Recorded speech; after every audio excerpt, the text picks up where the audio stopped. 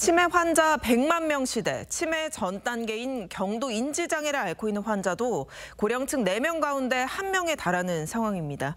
치매 진행을 늦춰주는 신약이 국내도 들어왔지만 그림의 떡이란 평가도 있는데요. 이 문제 사회정책부 박재훈 기자와 따져보겠습니다. 네, 박 기자, 경도 인지장애 환자 수가 무려 300만 명에 달할 것으로 보인다고요? 네, 보건복지부는 지난 2016년 이후 7년 만에 전국 치매 역학조사를 실시했는데요.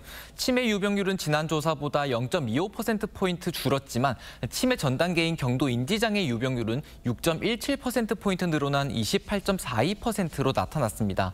환자 수를 예측해보면 올해 298만 명으로 300만 명에 육박합니다.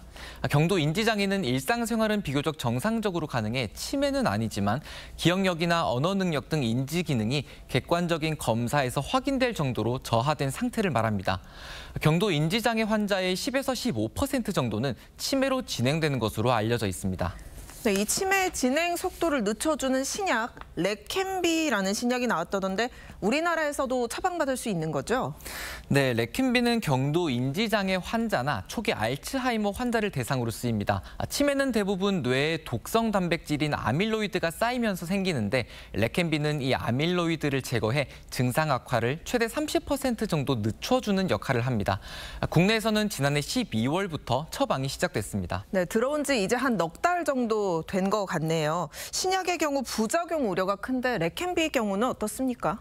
네, 레켐비 역시 부작용 우려가 있는데요. 뇌 안의 아밀로이드를 제거하면서 뇌혈관의 아밀로이드도 함께 제거해 혈관벽을 건드려 뇌출혈이나 뇌부종이 생길 수 있습니다.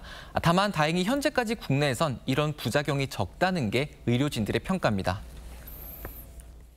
국내에서는 임상시험 자료에서도 조금 아시아인에서는 적다는 보고가 있었는데 3개월 가까이 오고 있는 시점에서 생각보다 부작용의 빈도가 매우 낮아서 그런 부작용에 대한 걱정을 조금은 덜 하셔도 될 것 같습니다.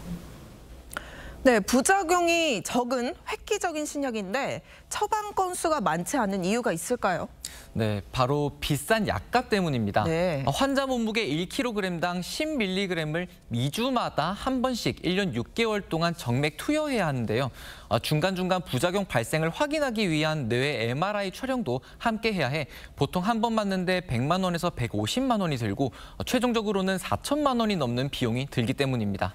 네, 치매 환자 돌봐야 하는 가족들은 안 그래도 경제적 부담이 큰데 약값까지 비싸면 감당하기가 쉽지 않을 것 같습니다. 네, 그렇습니다.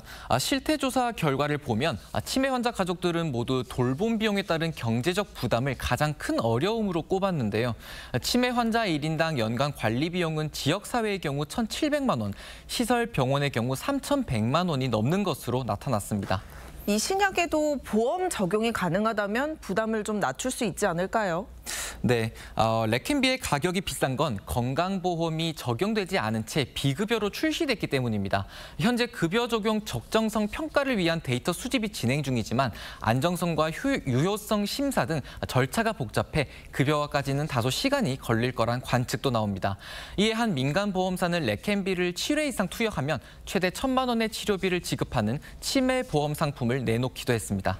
네, 아무리 좋은 신약이 나와도 이 가격 허들을 낮출 수 없다면 소비자 입장에서는 그림의 떡일 수밖에 없을 것 같습니다. 박 기자 잘 들었습니다.